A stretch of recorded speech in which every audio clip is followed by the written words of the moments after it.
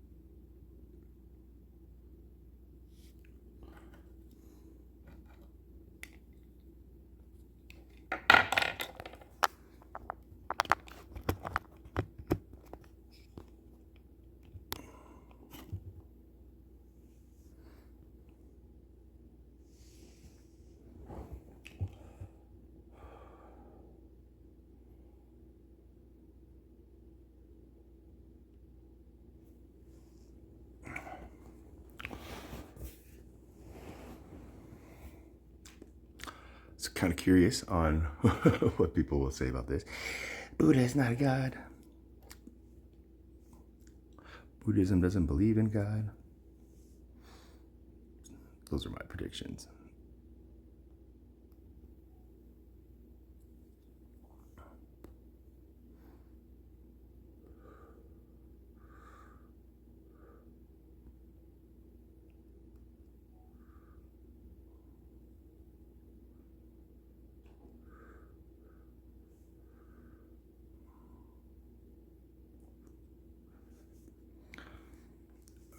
Oh my gosh, my ear. So while we see who comes through, let's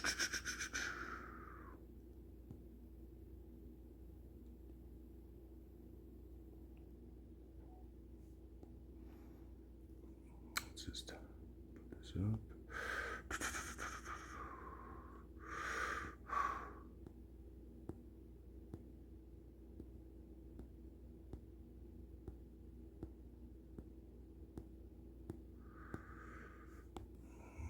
Necked. What up, homie? How are you, brother? Yeah, come on up. Mike, how are you? Zig?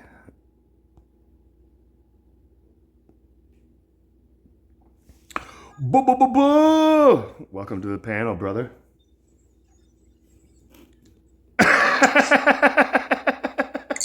What was that little look up? What was that little? Love it. How you been, bro? No, I saw you. I like the hat down. I like the hat down, and then the slow reveal up. That was awesome. That was classic boss level, brother. Let me give you the one with the hand.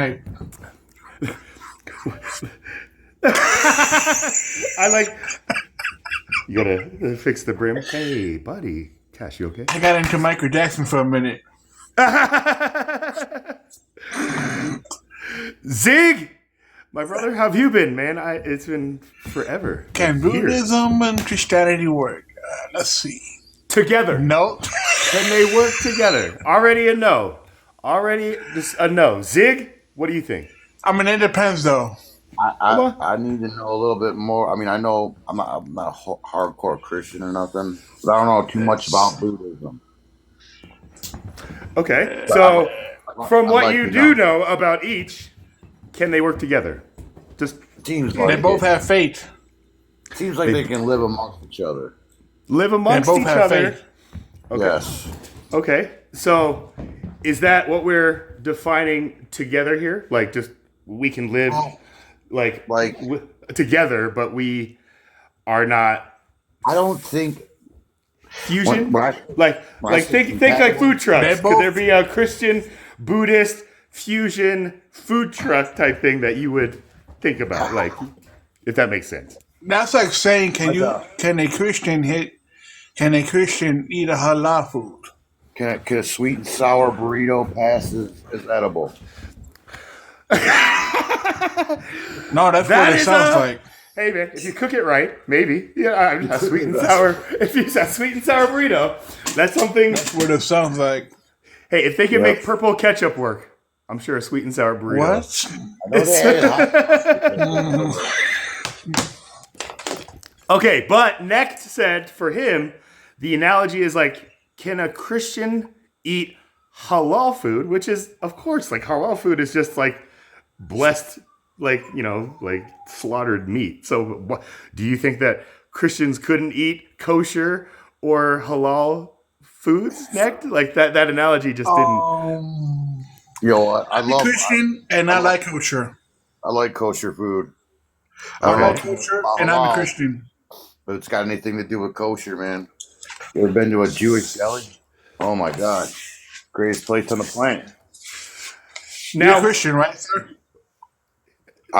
Well, I went to Episcopalian church, but I don't claim nothing. I Oh, haven't really had that conversation with Jesus Christ that everybody else talks about. would you say that you still at least believe in God and I would Jesus, say or is that I'm there's things out there got me questioning and stuff. I'm okay? not close. right. I don't have the answers, and I'm Can not I claiming. can I ask Zig, like, what is the biggest question that lurks in your kind of just This paradigm? question is whether Jesus was God's son or not. Okay, so not that he even existed. We already we're aboard on that. Now the question is who his father was, right? Like, is he Yes. God's son? Is he just Oh, Everybody it's a kind of admits mix. that Jesus. It's who? Everybody pretty much admits that Jesus existed, so there's not too much controversy there. It's whether he was God's son or not where you find the Oh, was he God the Father or was he the Son? That's yeah. well, like from what I gather, like Old Testament was the transformation from the Old Testament to the New Testament. Jesus was God with his powers where he got rid of his powers and lived as a man for so long. Right. That's best like I can give, but I don't know. You know what I'm saying? Like to me, none of that stuff's really important because, like, to me, what's important is not who he was, but Like what he his was given authority, but then gave it back. Yeah, I get it. but yeah. who gave him that authority is the question, Nectar, right? Like, did God, when he was born from Mary's womb, just like come down and be like, hey, Joseph, Mary, this kid's in charge. You listen to everything he says because that's my son. Or did something else go on that maybe Well, got I lost? well, it wouldn't be like him going up to them and saying, "Hey, he's the boss." He He would didn't be, come to show. He I'm didn't come to show off. I'm taking over your kid's placenta. All right, I'm I'm taking over. I'm gonna be. He didn't come to show off. It was like him being a human form and sacrificed himself. Now they're not. It's like they're the same but different. I guess they're the same. Like Jesus is God Same without his person, but powers. so when we say God is Jesus's father, do we interpret that to mean that he was raised by God as like a father-like figure, or is there a different meaning for each of you? Let me start there. Because I've asked people this question and they say, oh yeah, God raised them and like, we were all raised and brought up in different ways, theologies households, and philosophy, correct? and it's up to the point when he gives you that encounter. he tells you about himself. Does anybody know what an encounter is? An encounter, like Yeah. you come across something. You encounter. You're in a Come on, Nick. situation. Yeah. Just You're in a situation. You do blood, you do weed and all that stuff. You know, the old lifestyle. The old, as they call it in the church. The old man passes away, right? As they call it, the old lifestyle. Stuff you did, whether you were in the industry, outside the industry. You got coked up, booted up, you know what I mean? And all of a sudden you hear that voice. Some people actually see the vision. Some people actually see both the vision and the audibly. Yeah. These two are encounters. But then it's those kind of I know. encounters that are questionable, right? Next, it's just like Hold you met him when you were doing mad like I had partying. an encounter. I had an encounter with Christ. Okay. He popped up in school. This man with a white robe, holding in his wrist. Okay. And I'm like, I had to absorb it. You know, as a teenager, you absorb stuff. You take in.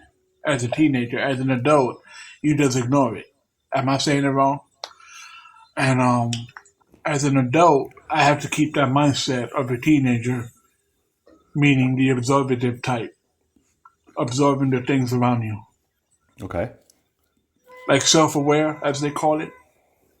Be self-aware of what's going on. An actor would not go into a theater not knowing the part of what to play. You have to know the script.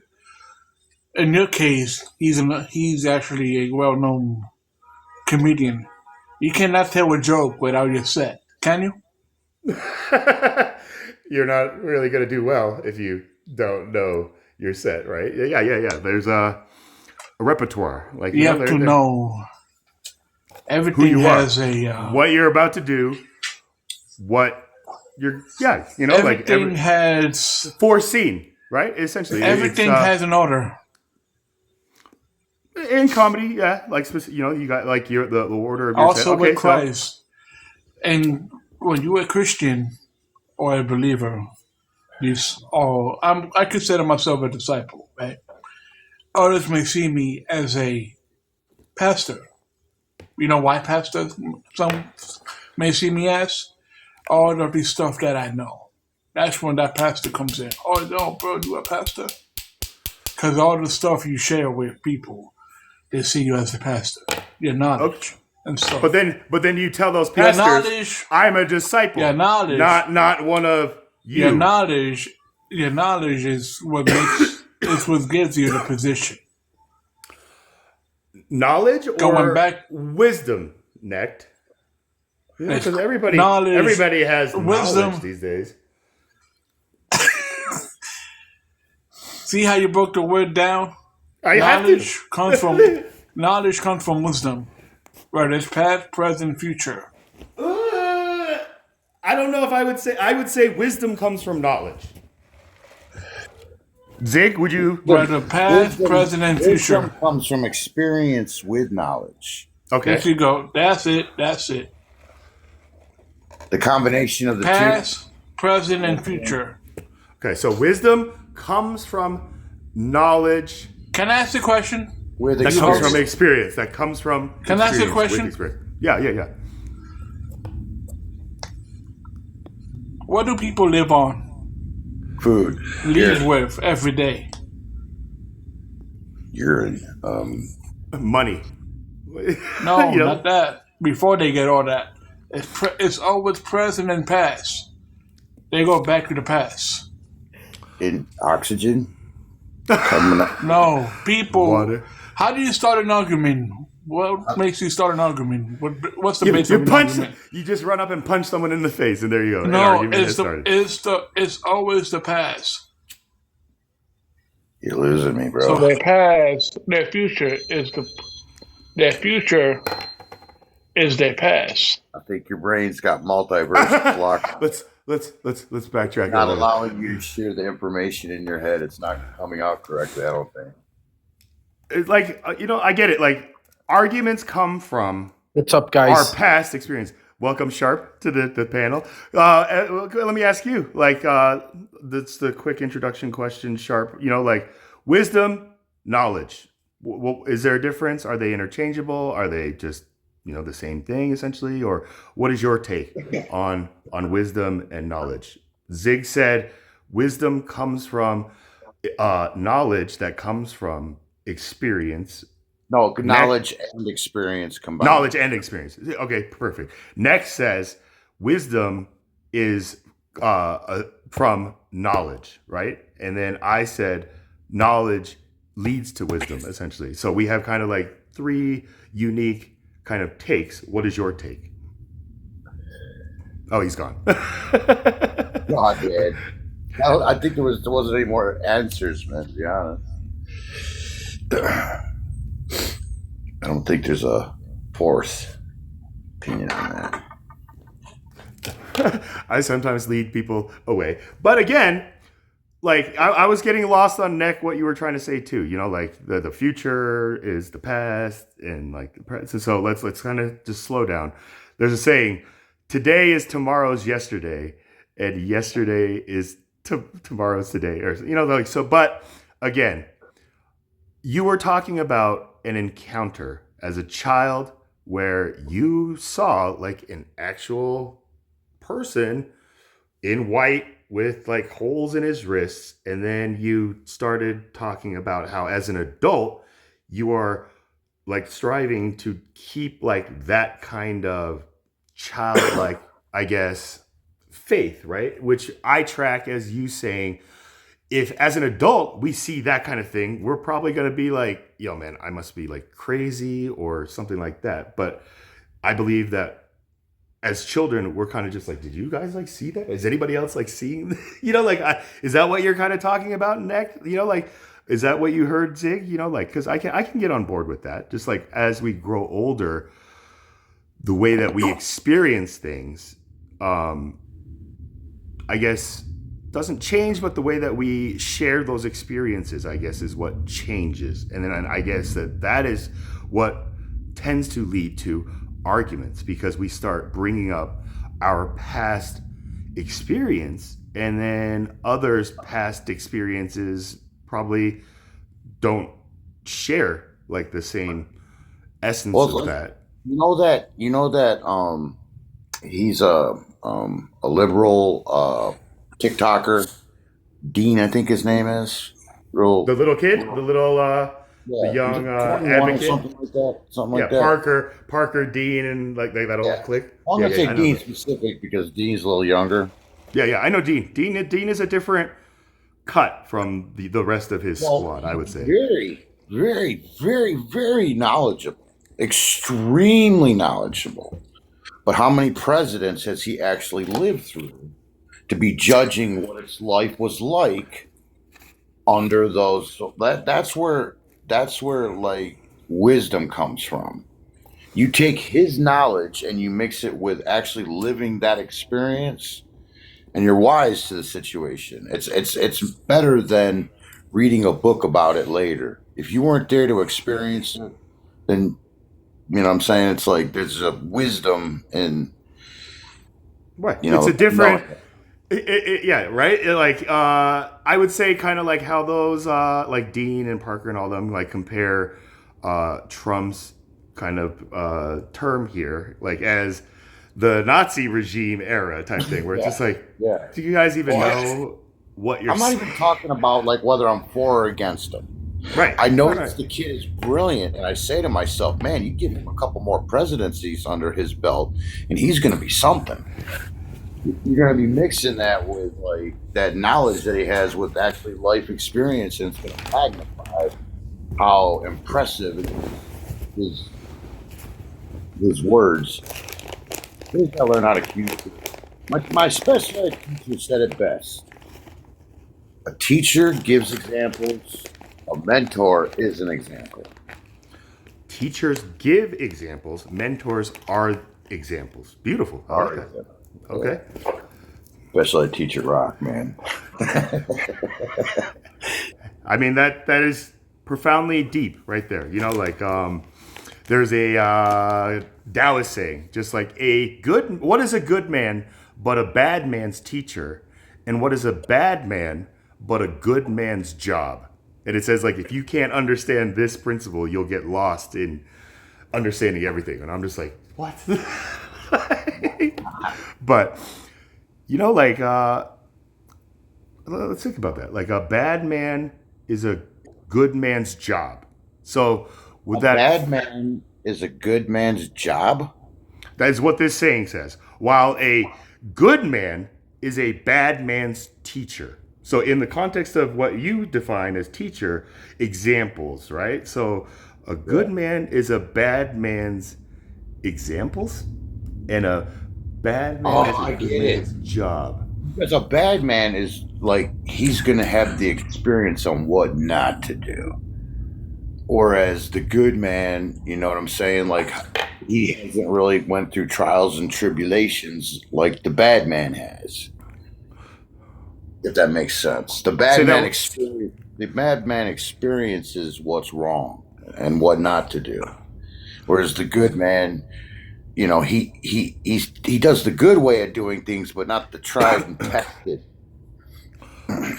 So okay, I'm with you on that. So then in the first part, what is a bad man or what is a good man, right? So a good man is someone who teaches a bad man, giving him examples, right? Maybe even being a mentor, right? Be an example.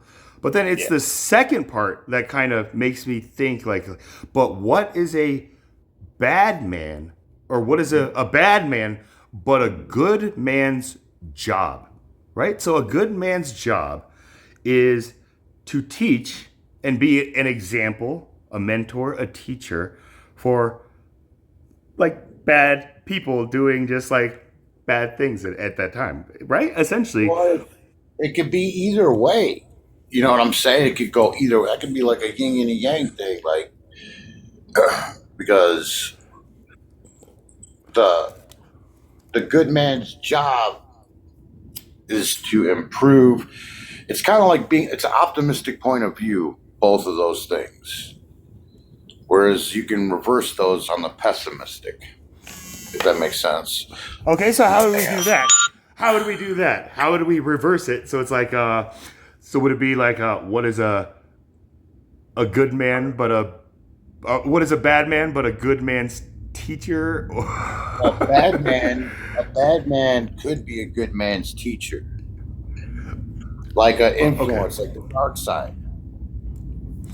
Okay. Yeah. By showing them the dark side, right? And then, okay. And then, So like, if you look at the yin and yang symbol, right? One way of saying it would be like the white way, but one side is the fat end, one side is the tip, and then reverse. You know what I'm saying? The other would be the fat end, and the other would be the tip. and then what about like the two circles within each of those fat ends? Right? But like this is where I started thinking just like, is this kind of saying like, today in our American society, right? Like the jobs that are supposed to teach bad behavior, bad citizens and stuff like that, right? Like these are high paying jobs, right? Therapists, like, well, maybe not all high paying jobs, but they are jobs, right? Like you get paid to do them. And then this is where I'm asking myself, is like Lao Tzu saying just like, if anybody gets a paycheck from being in a position that teaches, like to correct bad behavior, that is essentially like the yin and the yang kind of principle where you're on that, I guess, the middle line where you're either going to be the dark On the side, other side, you'd have right? prison. Or you're going to be the light side, with a little bit of darkness in you, or you're going to be the darkness with just maybe a little bit of. Well, the pessimist is going to be the darkness. The pessimist is going to be like, you know what? I learned all my skills in prison. The pessimistic side is going to be like, yeah, what you're living isn't realistic. You know what I'm saying? Like, that ain't how it really is out here. You know what I'm saying? And that would be like the yang of it. Just the opposite point of view. It's like there's validity to it. You know what I'm saying? Okay. So in that analogy, Zig, which part of the yin and the yang, like the black with the white circle in it, or the white with the black circle in it, from the first person who you said who came from the streets and like knows all the bad ways, but still knows what's good and stuff like that, versus somebody who grew up with a silver spoon in their mouth, who is just like a Jeffrey Epstein type thing, right? Yeah. Like, I guess, so this would be kind of the principle where one is the darkness that has the light, but one is the I guess light. Like the privileged light life that has just the darkness that's in that tail end of, I guess, what you were talking about, right? Like that narrow point. And what the little dots, as soon as you popped them up, kind of popped into my head was that's just like proof that like the darkness is inside too. You got to beware of the darkness on the inside. Right. And that's what starts to change. And that's where I look at ministers, pastors, religious leaders as that white side that has that darkness that's in them, as opposed to the rest of us that are, like we have the light, right? That's where, I don't know which side would I see myself, like I don't know, hopefully a balance of the two. Would yin and yang fall under Buddhism? Or is that something completely different in itself? Yes. I mean, Buddhism is the foundation of all the Eastern, like spiritual faiths. Like Shintoism, Confucianism, Taoism, and all that. So that all stems from Buddhism. But yin and yang is somewhere a Buddhist in there concept, right? Yeah. Okay. Well, there we go. That's how it's compatible, right there. It's like, you know what I'm saying? Like, there's other religions out there that aren't so compatible. I think the fact that Buddhists and Christians, they naturally seek the truth. You know what I'm saying? I consider them in my day and age to be a peaceful entity. For the most part, like they don't have high numbers of extremists. Well, yeah, except for the ones that set themselves on fire in peaceful protest, right? Like that. That's the extreme that you get from. Themselves on fire, dude. I don't necessarily call that to be violent. Exactly, right? That I'm just saying that is from just my personal experience, like the extent of like extremism that I've ever even heard from like a Buddhist, right? Like they don't go around protesting against anything. They use themselves as an example of what like they're protesting. Like that monk who set himself on fire in Tiananmen Square. It was Tibet, right? No, to free Tibet, I think. Or was it Vietnam? It could have been maybe to address the Vietnam conflict. Dude, it was done at the Washington Capitol. In America? By a Buddhist. Yes, in America. I didn't know that. War. Yeah. Okay. Dude, literally the president looked out the window and bam, it happened. Like, before they had the gates and everything. Really? I'm not 100% on this, but I'm pretty damn sure that's what happened. It was in a movie. I'm gonna have to watch JFK. It kind of like, or it's McNamara that's seen it. He actually looked out the window and seen it happen. Wow. That kind and of that's a selfless act, is what I call something like that. That's comparable to Jesus died on the cross for our sins type scenario. He took a sacrifice, right? Like a self-sacrifice. Yeah. To the greater good. The greater good. It's a crazy people, man. Selfless acts do not mean you're charitable. Okay, a selfless act is something you don't benefit from. Whereas, like being generous, you benefit from that. You actually feel good about it. You know what I'm saying? Like, you might get good karma with it, or at least feel you got good karma coming your way. There's good that comes out of like being generous. But a selfless act are like firefighters going up the World Trade Center for the greater good to save as many people as they can. Their families do not benefit from this. They get this honor parade and all that stuff, but that's not what they really want. They really want their their their loved one, right? Yeah. The security and safety for their loved one, right? Like those families who have, like, you know, the patriarch, like as a fire, you know, like these, you know, civil servants who risk their lives every day. I can only imagine just like living on eggshells, just wondering like every day if this is going to be the day where they don't come back type thing, you know, and that too is a sacrifice for those families. But I wouldn't say that necessarily that's a selfless act, but a sacrifice that they have to make for the one who is making the selfless choice, right, to do what they feel is right and good and just. And we have a guest, Supernatural. Welcome. Thank you for muting up. Can you give us just a quick introduction with yourself and anything you'd like to share, if you're still there? Maybe he's having some things. But so then, like you're saying, Zig, just like people who set up like foundations and all this stuff, it's more a generous act than just like a selfless one, is what we're kind of trying like to selfless. distinguish. Like I here. consider it a selfless act. Like, you know, like Jesus, him, like when I think of Jesus, okay, whether he was God's son or not, but the idea of him dying on the cross, the theory that it'll absolve us from all our sins, it's the ultimate selfless act. People that follow that example are Jesus-like people, and that's the ultimate. That's the ultimate. If everybody did what he did, you know what I'm saying? Like, I mean, not exactly what he did, but just, you know. Let me ask you this, Zig, because I've heard this before amongst our president today, where they call his presidency a selfless act. You know, like I've even heard him say, just like, he's a billionaire. That. He could be golfing every day, but he chooses to fix our country because he's a selfless man. I'm just like, is that what you believe he's doing this for?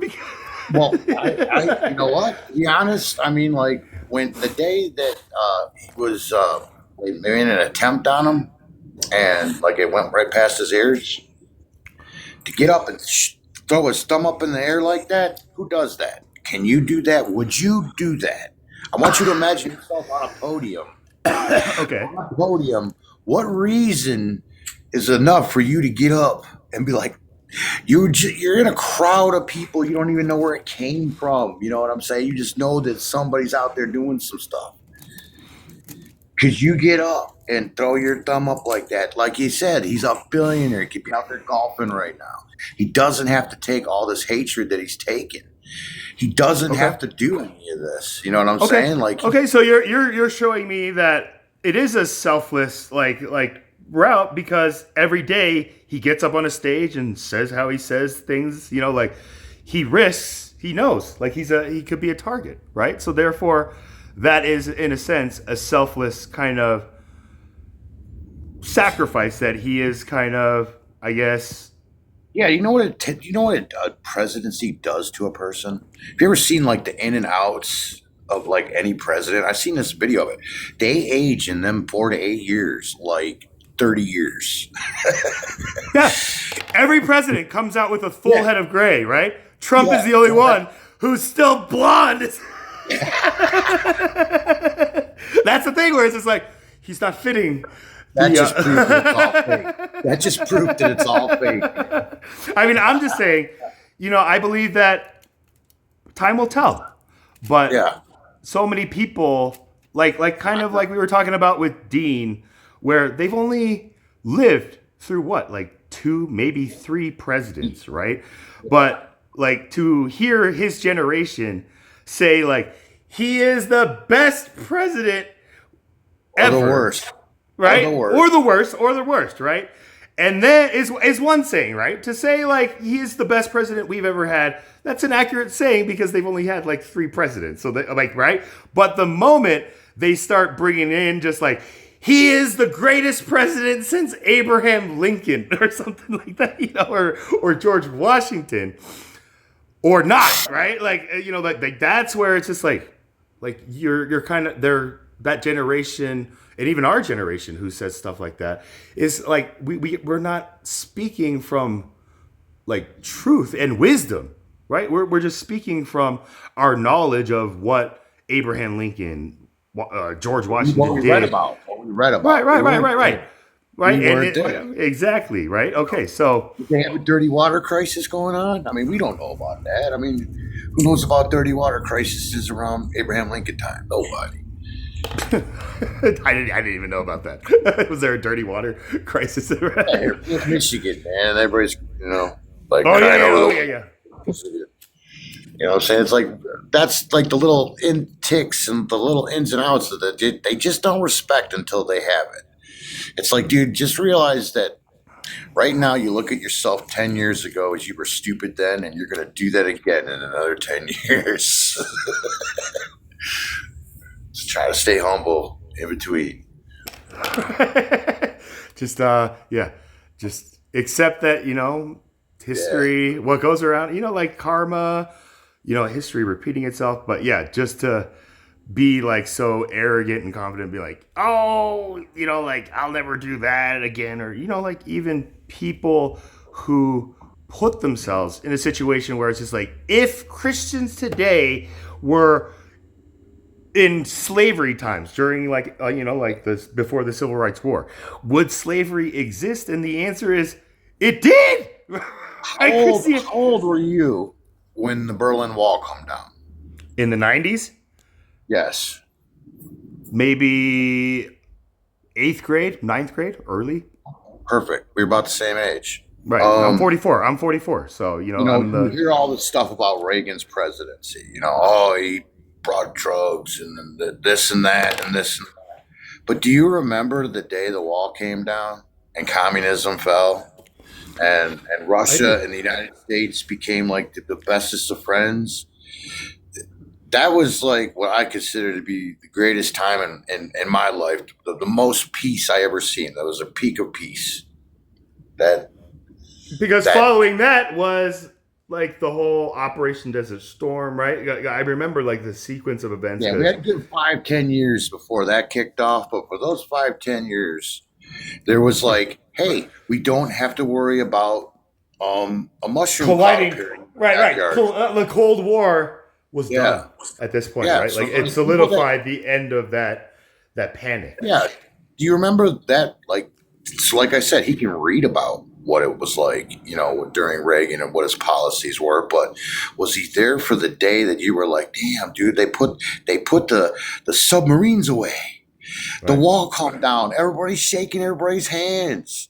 It's like, it's a good minute. It's going to be a good minute. We need to, at least enjoy this minute. Because it's not always going to be like this. And it made it through George Bush Jr. almost. Yeah. That's when but the way that we handled Desert Storm was with world opinion. Like we were the sole superpower.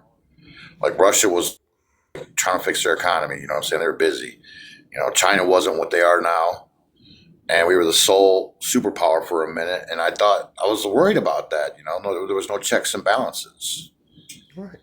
And then we were all of a sudden the bully. Like we could have been the bully, but we were at this time like the Superman, like protector type thing, right? But then growing up, I see that we're becoming George Bush Sr. He handled it well. He wasn't the bully.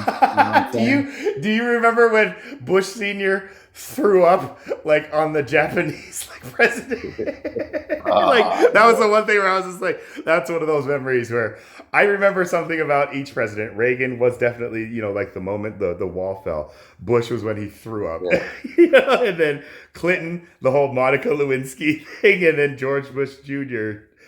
just like 9/11 type thing. And that's one of those things where each one of those moments, Zig, I'm sure that we were too young to like see Kennedy's like assassination or the moon landing and all that stuff. But our parents were, right? And so we were like the generation being told about witnessing those experiences. Because I imagine just like, because I've watched like those moments today, and watching and experiencing like our 9/11 and stuff like that, I can I imagine would have now the feeling watched the amongst moon like landing. everybody, right? Like when they saw Kennedy, when they saw the moon landing, like that was our Berlin Wall. Like essentially was like probably how the world felt watching the Berlin Wall coming down type thing too. But then I imagine just like the people who saw Hey, Pink the moon Floyd said they landing. would never play a concert again. Pink Floyd, remember The Wall? Well, Pink Floyd, The Wall. Well, that was the last Oh yeah, album. yeah. they The movie, made. The Wall. The movie, The Wall. What? Well, the movie and the album, The Wall. Pink Floyd said they would never play in concert again until the wall come down. They played at the wall when it was coming down. I mean, that And was see, like it was a that was where a like cool time. artists, where like musicians and all that stuff actually had a voice, right? Today it's just like Nicki Minaj or it's just like it's not the same impact anymore. Which kind of I don't know. It is what it is. I don't want to be I think pessimistic. when Gore come around, like a lot of the message was like that we were kind of like burnt out. You know what I'm saying? Wait, where? we were kinda, When when did Al the burnout Gore, happen? well, Al Gore went his environmental stance. Oh, okay. I think Yeah, like yeah, yeah, yeah. The climate, before the that, you climate. had Seal and the artist Seal and just all these famous artists that would like worry about the climate and shit. To some reason, Al Gore, his attempts to like take it over the top and put in legislation, they'll be like, oh, God, That was the shut burnout. up about it. That's where the wind was taken out of the sail. Yeah. Like, okay, okay, South Park interesting. goes over it, man. Remember Man Bear Pig? Yeah, of course. South Park is from my state of Colorado, where it's just like we know of Man Bear Pig Yeah. very well. No, but yeah. So then here is the birth of that kind of voice amongst artists, where it was now no longer music, but now like TV shows and like that kind of, I guess, genre that started making more kind of, I guess, jabs at that kind of thing, right? Like, wouldn't you say? Because I'm just kind of just going through my mind of history where it's just like when these things just kind of like shifted, because I found it amazing. We were talking about Vietnam, right? And how it took one man, a monk, who lit himself on fire as an act of just like, yo, man, stop this, or there'll be more type thing, right? And then going from even like, Creedence, like Clearwater Revival. There was even music then, like protesting war and stuff like that, right? It was a different kind of activism where then, then we saw the moon landing, and then even going to, I guess that would be then the Vietnam, because Kennedy Nixon was with the Vietnam conflict. And then with Reagan, right? Reagan is, from my dad's perspective, the greatest president we've ever had. Right, like if we could get another Reagan, which Trump is the closest thing. Well, anybody that remembers what it was like when that wall came down, it's like it wasn't like as shocking as 9/11, but on that level. You know what I'm saying? It was like, whoa, the Berlin Wall come down, dude. They put the submarines away. It was like, dude, it was like a weight off of everybody's chest, man, for a little bit of time there. Right. No more of these drills where we have to like duck and cover under desks and stuff like that type thing, right? That was like, a little. They made us do that like when, like that. My generation didn't do that. That was my dad's generation, where they were actually trying to think they could survive something like that. yeah. My generation's like, yeah, just put your head between your legs, kiss your ass goodbye, man. Just we'll continue playing, but we had like. The next thing was just like we were just trained with fire drills. I had tornado drills here. Like there was nothing where we were worrying about nuclear fallout, right? But then now the generations are doing drills of like a school shooter or something like that, right? Yeah. Like now it shifted backwards in a sense, right? Like so is also, these kids, man, they don't know about. Like they think we can actually. Some of them think that we can live through this a mutually assured destruction event. They're they don't have the fear that we have during the testing. Remember the testing, like while testing was going on, people were like, wow, look at the power of that. You know, it was out in the open, you know what I'm saying? Like this could take us all out, dude. They would tell us like what a nuclear winter is, and basically it's not all the Just bombs going. seeing that mushroom cloud in it's like Nevada? They did this in Nevada? Just you know, like you know, and then even like seeing just the aftermath of that, like the government like putting our own citizens at risk, and just like even that. But then even today, where are they doing this testing? Like out in the oceans. So like just to see that this is still going on, right? You're saying, or we're saying that necessarily this younger generation, Generation Z and Generation Alpha, don't see the threat that this is like portraying for generations like us, where we remember the first time we saw this, what it led to, and like what came after that. But they just kind of see this as just like,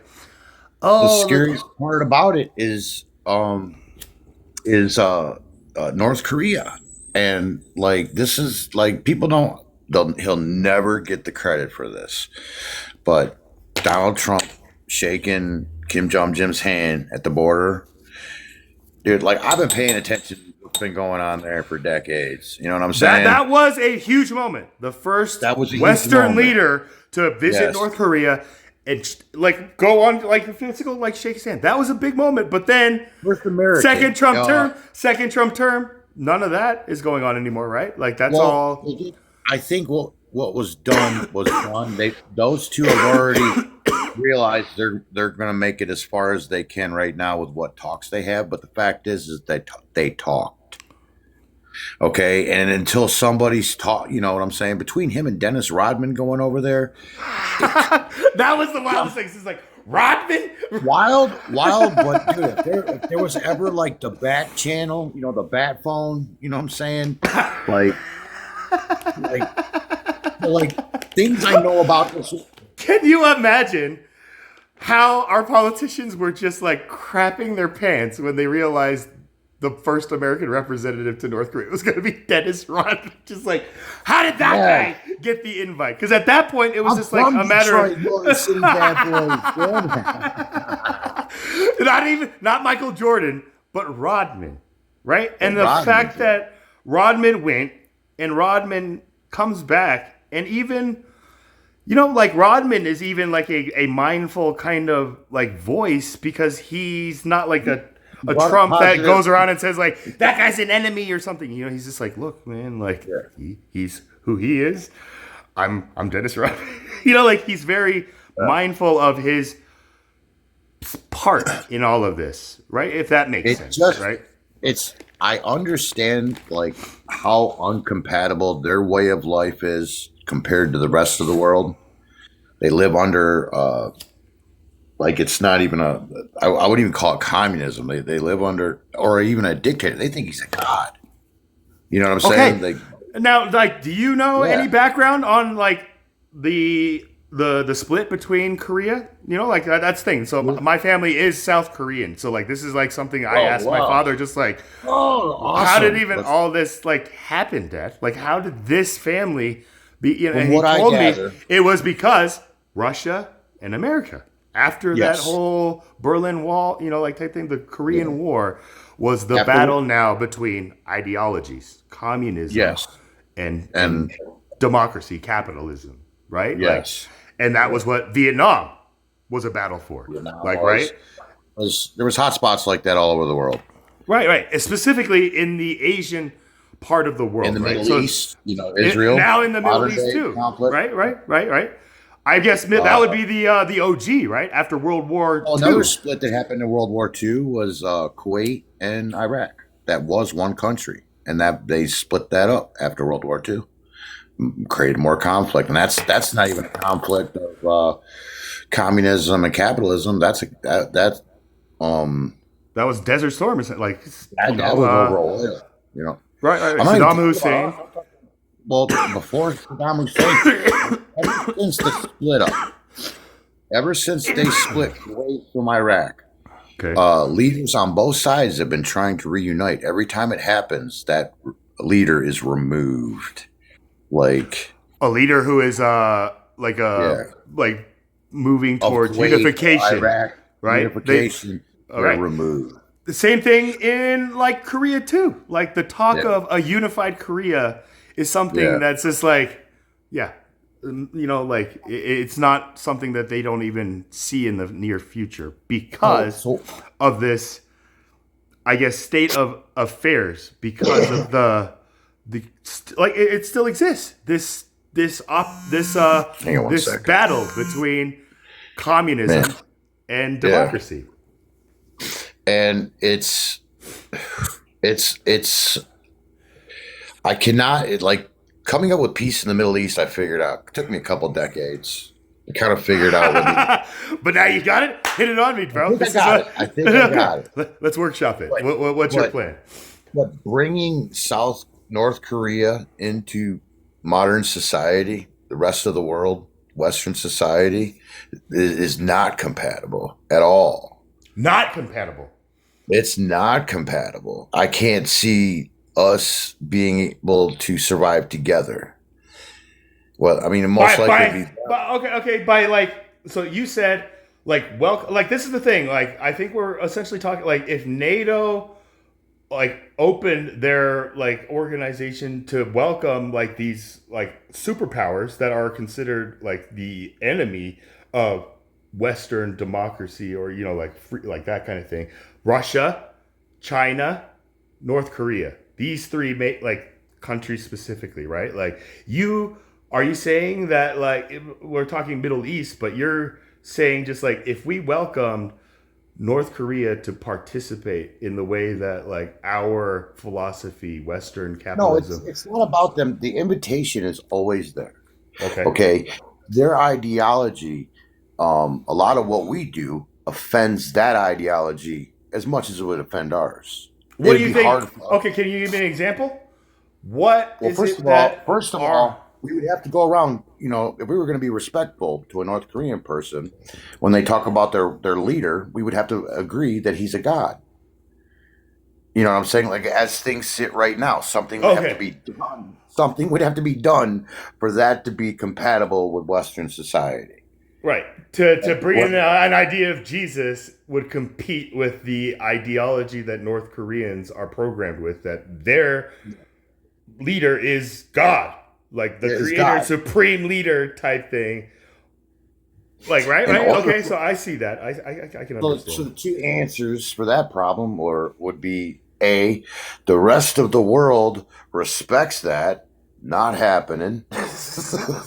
That'll never happen.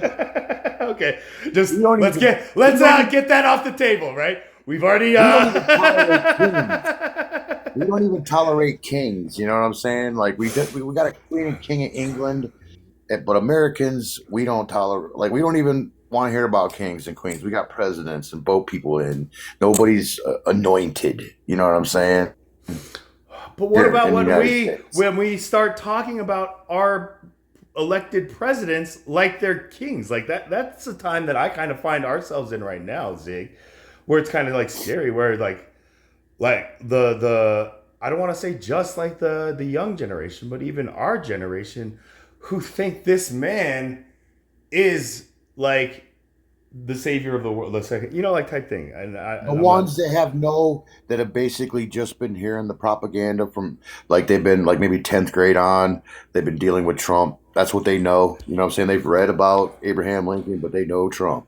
Okay, so we remember You know, the young Trump, like in Home Alone 2 or Yeah. whatever he popped up in, and whatever, where he was just like this young, kind of just like, Like I remember him like that whole. I never watched that television program he was in. I know Trump well before that. oh, the You're Fired, the that Apprentice, right? That wasn't like a big part of him that I knew. A big part of him that I knew was the casinos, the real estate, the Trump identity, him always hosting Mike Tyson fights. You know what I'm saying? Like that's what we knew about Trump. He was the one that he was there shaking hands too when Mike Tyson was out there doing battle.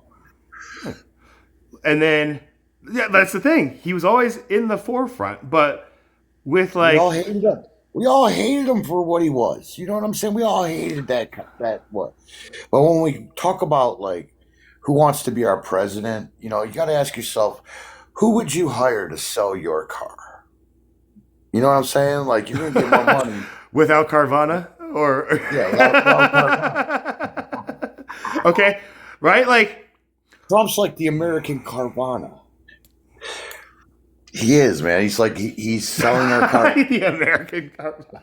We should submit that to their his just Trump, the American Carvana. To be honest, I believe that the reason why Trump is in office and still today is because we were tired of the puppets. How many times have we been told, read my lips, no new taxes? I didn't have relations with that woman. You know, just Monica Lewinsky. Just like Dave Chappelle's just like sniffing the finger. I did not have sexual relations with that woman. I did not inhale. When I heard that, I was just like, what a wuss. You know, like that's where the first time in my like young adolescent life I've lost faith in a political leader. I never really invested in politics until Trump, really. But you know, like Obama was the one that was, I would say, like my Kennedy, right? Like I imagine just like he was a voice that I had never heard Bush or Gore or, you know, like all the presidents that came for Obama. So like Obama was one. Obama was presidential. Hang on one second. Presidential and he's very presidential sounding. Like I like yes we can to him. that yes we can, you know, like, and that this is where even music came. But again, his just vision for the direction, right, is where I was able to get on board. Granted, you know, I was going into college at this time, but then with 9/11, you know, like you remember like seeing that, you know, like, you know, and what we were probably thinking, you know, like at that time, like Islam, all that stuff wasn't really in my radar, you know, like I even have to like recall like in my elementary years, you know, like maybe Indians or something like that who wore stuff like that. But then today, this is where I see that moment as maybe like a parallel to what like World War II probably began with, where you just start kind of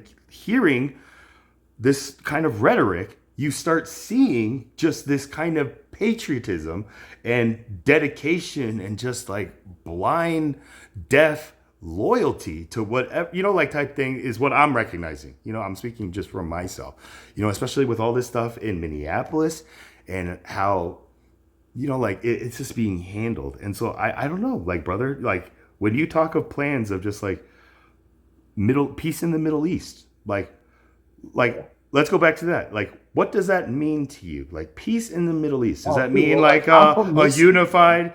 Okay, you're okay. No, so explain. I'm from Michigan, right? And we have the largest Muslim community. We have a very large Jewish community and a very large Chaldean community. Pretty much the triad of Arabs. Okay. And they live within 10 miles of each other, the biggest predominant areas. And there's nothing that's ever happened between them people in decades. Like you do not see them on the news doing any type of battle protesting or disrespecting each other or kids getting into arguments on the street. None of that. It's peace in the Middle East here in Michigan. Okay. Outside, away from their home environments, they've been able to live completely peacefully. So like and so when you see in our news like of just these conflicts being pushed, it's just like this is how it is everywhere. You're like living testimony, just like, no, man, just like it has been here. Well, it's funny that you bring that up because, like, I don't know if you heard it or not, but like Dearborn, Michigan, like they were having protests down there, and then people from outside the state were coming in talking about, oh, we need to get down with this Muslim community. We can't be doing this Sharia law. Well, what had happened was they've been playing Call to Prayer several times a day for decades. Right. Okay. Hasn't been a problem. Okay. Recently, they started doing it at 5:30 in the morning and pissed some people off. People went to the city council. They complained about it. The city council said something, and it got ignored a couple times. And then finally, this one guy went down there, and the mayor was there. And the one guy was complaining about that, and he also complained about a street that was getting named after a T group bigwig guy. And he complained about that. The mayor completely dropped the ball. He goes, "You suffer from Islamophobia. We're gonna make a parade the day you move out of our city." And he basically just dropped the ball. Okay, like he handled that wrong. But this is something that could be handled at the voting booths. It doesn't need to be world attention. We need to fight Islam. People showed up and they were burning Qurans in the street. And then a lot of people showed How does it get to that point, right? Like, because it's Well, being... what happened was, because this is Detroit and we don't fuck around, okay? They went and ate at a restaurant and they had some chicken shawarma and they calmed right the fuck down and went home. Was like, I don't know what they're talking about. That place is great. That's what happened. Okay, hold on. So this daily like call to prayer thing, is this like an actual like public like Yeah, they like play it over the loudspeakers. sound? They play it over the loudspeakers. You can hear it all throughout. I don't know how big the area is, but Oh, yeah. I mean, okay. know, So 5 times a day, every day, this has been going I don't on. exactly know the numbers, but yeah. I mean, Decades. okay, yeah, decades. But then all of a sudden, it starts going off at what 5:30 you said, as opposed to like I guess 5 a.m. And then now it's a problem. Which was no for- big deal. I mean, like, it's kind of funny. Actually, somebody hacked into their system and played heavy metal one day. After or before the complaint? This just happened, dude. I was like, This no, just dude. happened. Just happened. I thought that was. God. Well, it's like it all dispersed. It was all a facade. You know what I'm saying? The tension transferred over into the Muslim community in Minnesota and all that's going on in Minnesota. But like Trump didn't even fall for that shit that was going on in Dearborn, man, because he knows, dude. He came to Dearborn. He had some chicken shawarma and left this bitch. He was like, nah. Even I in New mean- York too, right? I mean, he isn't against Van Dam. No, when 9/11 happened, and I realized that there was going to be a large community of Muslims that were going to be taking some heat from some stupid people, I made it a point. So I'm a large, fat, white, bald guy. All right, I'm going to use this to I would do walk some in- good. I would walk into a gas station, and say "Assalamu alaikum." The way that their eyes would light up at that time, because of how it means peace beyond you. It's a greeting. Walaikum salam, right? I know salam alaikum and walaikum salam. You know, like So I would like at that point. I'm getting free lighters. If I was a little short, I'd get smoke. all of a sudden this is I was like covered. right. Even just like Well, I made going my point. into like a halal or a kosher deli and being like shalom, and like stuff like that, Yes. right? Like it's a Yeah. gesture of respect and like type thing. But today, Well, especially here on TikTok, this is something especially where needed it's at that time too. yeah, right. Even They were, today, like, I would wouldn't walk you in say? there, Like They it's didn't see me. They're like, wait a minute, whoa, what's this white guy saying? He just said, "Assalamu alaikum, alaikum salam." And here's a free lighter. it's a But free lighter. You right? Like not necessarily that we're doing it to get a goodie bag, but just that kind of No. like appreciation on the other side, right? No, Like I had power. Like I actually had a power inside it that could set another person at ease. That was like highly stressed out, most likely because of what was going on with 9/11. I had a power inside it. amen. Feel good now, and they were. Here's a free lighter. All right.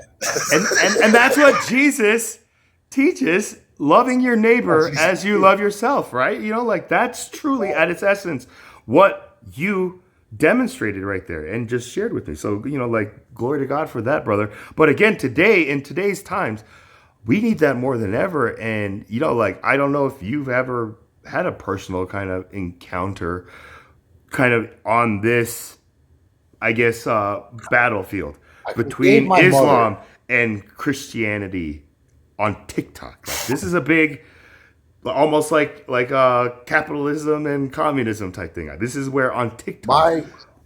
My rule of thumb is I don't like challenging people's faith. I don't have the knowledge to replace it. Okay, so then we I should think maybe if you're adopt walking around, your peace in the Middle East strategy of just like, yo, man, if we did bring in North Korea into like the world system would have to understand that this is a like a cog that believes that their grease is like the oil that runs everything. Like, I'm using this kind of figurative language, right? But we'd have to collectively accept that they believe that their leader is like the creator God, and we all know that that's not true. But just let them, like children, believe what they want to believe, well, and like still. it'd be like my so like the whole call to prayer. I'm not gonna lie, it'd probably annoy me. You know, if I was living I in mean, unless you had to wake up at that time naturally, or it's just like, yo, that was my daily alarm. I can see that annoying me. But it wouldn't be to the point where I would, feel to react on it. But I just realized that like that's like another one of them incompatibilities. You know what I'm saying? That like if we can figure out a way to become compatible with it. Is it an incompatibility, or now is it borderline just like our generation just becoming that old like neighbor that just complains about everything? Because here in Colorado, in my town of Aurora, which even during Trump's like campaign got a lot of bad publicity. Like he had Operation Aurora, right? Where like he was playing it out like we're being overrun by TDA, right? Like I was watching this and I was like, where is this going on? Like I did my research. I was like, oh, like on, like in the burbs, right? Like where they're trying to like regentrify this area, right? Like this is an area that's like waiting for development. And so I saw a lot of different stuff. But again, just kind of like the Dearborn thing. But like it's just funny to me because we had somebody or maybe like a petition of signatures that started complaining about the ice cream truck jingle being too loud and bothersome, that they actually enforced a decibel ordinance where ice cream trucks can't even play music anymore, right? And it's just like, wow, what a way to just like squash them out. God, I miss my childhood. I really do miss where's the pile of bikes at? That's where we're playing football. You know what I mean? Like you had to actually go walk around, run around, look for your friends. We didn't have a way to call them. Pagers. Well, I mean, we had that, even the concept of pagers, just like, yo, man, beat me. Just by the time, like when I was a kid, like when I was riding a bicycle, pagers weren't even out. I mean, they were, but like only for doctors. Okay, right. But only for doctors until we got one, right? You never had the pager, like you don't remember the first time you got the pager, and I was just like, yo, man, I just got a pager. First of all, if you had Girbaud Brand X jeans, they were perfect for pagers. They had a pager pocket. You remember the little gold chain, Motorola gold chain that come with it? It was all fancy and shit. That little thing, you clip that out right on, man. What was the name of the jeans? Cool. I've never heard. What was the brand? Girbaud. Jabot? I went like Jinko. Irbau. There was Brand X was the best. There was Skinny Cowboys was like one of their styles. Okay. So that was a whole different kind of like. I was like into the baggy. That was like what was the style when I was. Okay. I don't know, man, they were the greatest jeans I ever owned. They last forever, man. Okay, so that this was like built for pagers, is what you're saying, right? Like Jinko jeans was built for like thieves because they had like secret pockets and stuff like that. So, okay. So you had these jeans with the pager, Yeah. with the chain, like you had it all going on. Just like this is when you were just like, I'd look at my pager, take a quick look, and be like, I gotta go. It was like you got 3 cool points right there just for doing that. You know? Like, these kids on their cell phone, they're staring at their cell phones, running into stop signs and shit on the sidewalk and shit. They're not as cool as the pager check. I mean, I see our generation walking around this, just like, yo, The pager check was up there with like thumbs, like the Fonz giving you the thumb. Hey, yo, hey, right? Like I gotta go. the buddy got a phone I Jesus, can use. the buddy Jesus, like, yo, man, you got it going on type thing. But I don't know, like, so then when you see these trends in the younger generation, like you said, just like they're the cell phone generation. Yeah. Like just walking around. Get this. My phone's been possessed by a telemarketer. I get a phone call like every 10 minutes. So like when I cancel it or decline it, I lose you for a second. So Oh yeah. Dude, I just have to do not disturb, right? And this is where it's just like that's the thing, where I don't know, like even with this technology, I find myself having to find like ways to just like keep those people away. Does that make sense? You know, like, and that's where it's just like, why are there still like like these scammers and stuff like that? You know, like how does this? Dude, if you see a McDonald's ad for $50 free McDonald's, avoid that motherfucker like the plague, dude. That thing single-handedly. What is that? What is it? That's the bait. $50 free McDonald's. like. Yeah, I went in there, checked that out, and I have received a phone call every 10 minutes from the hours of 8 till 7:30 at night, Monday through Friday. Every 10 minutes, they destroyed this phone. Right. Just like the data, right? This is what like the data mining and like data sharing has turned into for us, the customer, God. Right? We log into freaking one website or freaking sign up for one like membership thing for McDonald's or a gas station. All of a sudden, our entire phone is just like a compromise, right? And then I've been working out a way that like to where I could talk to them and get me on the no call list without them hanging up on me. I've been trying to work that out. I got it like I think I've gathered like 300 or 400 people, and we've decided that if you call us one more time, we're going to answer your phone call. We're going to fill you with so much bullshit and be so slow about it, like you're talking to like Aunt your mama. You haven't seen? Waste all your fucking time. Take us off your call list or pay the consequences, buddy. Is this like there? I think I've seen videos of people who just like play like lectures of Stalin or something like that. They just like turn it on, and like the person just sits there. Because think about it, if you're the person on the other line working in a call center, you're getting paid by the hour, right? So yeah, you're just gonna sit there too, and you're just gonna rank up their friggin' pay like weekly salary thing. So again, but it's like a whole different thing where now people create apps that just automatically take your information off those lines. But the problem is just like the act of this,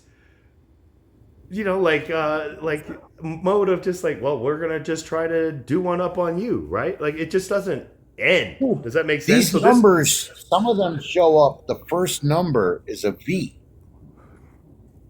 Like it's V. 703. Yeah, it's a V in front of everything. Like what the hell is this?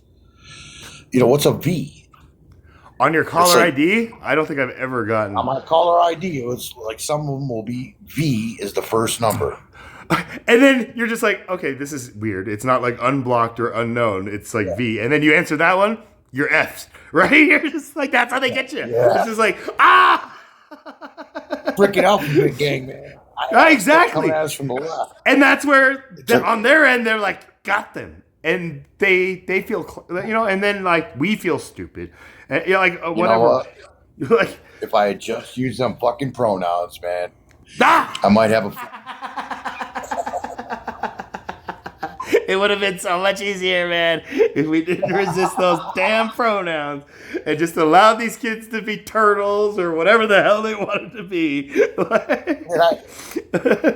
No, they asked hey, me what my pronouns were. I was like, dude, bro. And they kicked me out of the room. I was like, what is wrong? Everybody calls me dude or bro. That's what I call everybody, male or female, dude, bro. and you Female, got I'll kicked call you out. dude, bro. You would get kicked out of I'm kicked out. chat rooms, it would just be on chat rooms, but like Close-minded people. just very bigot. Like that's the thing where they feel we're close-minded when we give them our, like there are pronouns like mayo. It's like an accepted pronoun was mayonnaise, right? So to get rejected for bro or like that's the thing where even my pronouns, like it says that he, him, they, and people come at me just like, you think that you're a plural? And I'm just like, no, I'm just saying, bipolar, motherfucker. You got a problem with it, my boy? I'm schizophrenic, bro. You don't even know who you're messing with. But no, for me, it was like a stand, like you said, just like going into like the convenience store and being like, assalamu alaikum, just like making that kind of stand where I was listening to what that movement was trying to say, right? Like, I'm not he, her, I'm they, them, right? Like, for me, that hit home because growing up in, like America, where I was like a very like visual minority, right? From like blacks and like white Americans, right? Like my father told me just like I'm as American as anybody else and don't let anybody tell me otherwise. And that was a beautiful thing that my father like instilled on me.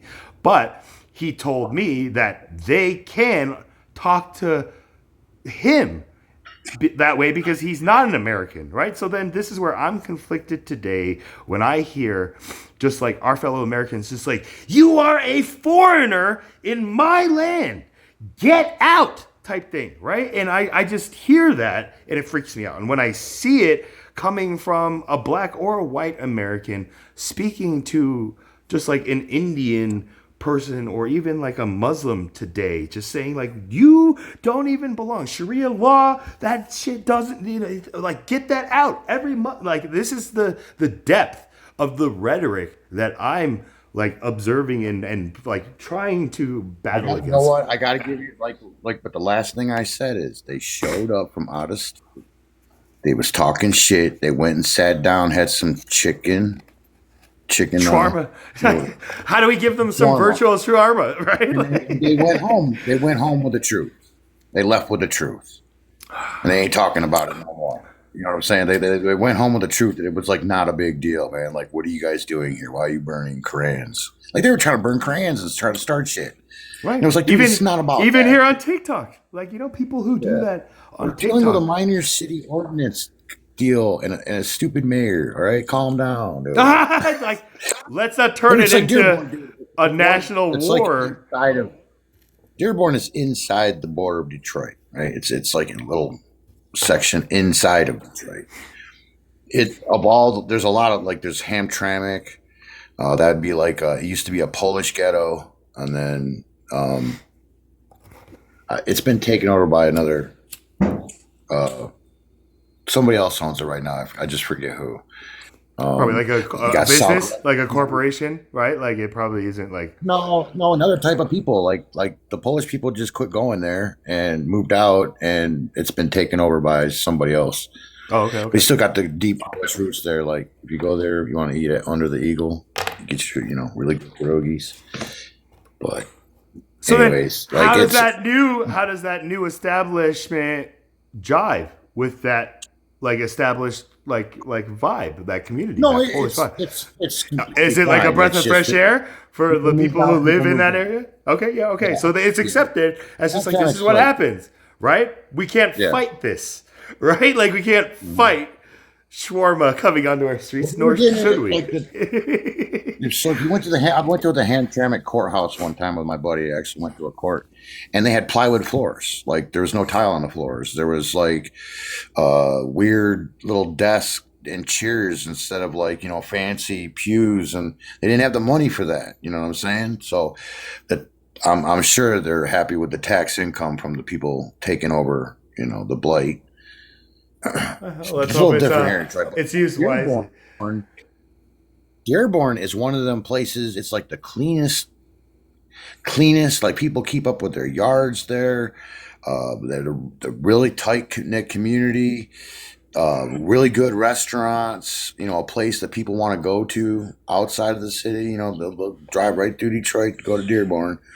So I I mean, mean, like is this an area that like revamped Dearborn, after Dearborn. after the Ford No, shutdowns and all that stuff, or has it always been this way? Like it's just has survived and thrived. well, this community, like one thing you'll find out about Middle Eastern communities is their culture is they come from a long line of merchants Right, throughout history, right. and they you love what they do to the place, man. Your gas stations, your party stores, or you used to walk into a gas station and you could buy like a pack of smokes and maybe a soda, right? Maybe a pack of gum. You can go in there and buy lawn furniture now, man. I mean, but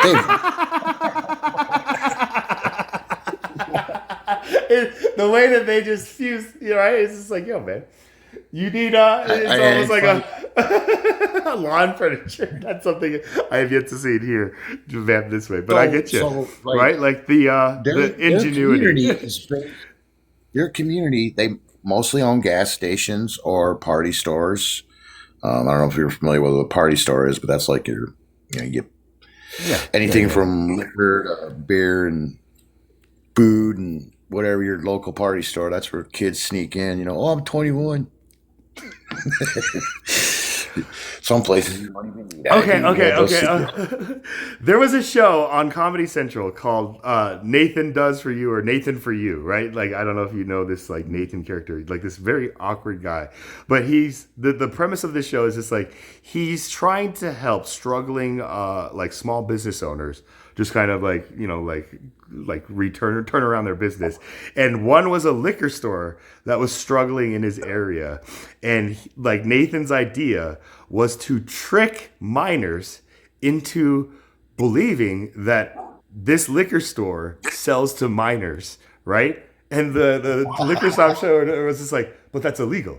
He's like, that's the trick, So like he like put out he hired he I don't know how much of this is true, but he would like scout like high schools and then get called like by police, just like, what are you doing? Like, look at these, just like, oh, I'm doing a TV show, but like it was all kind of like documentary style where he'd like find like cool kids and be like, yo man, are you a cool kid in school?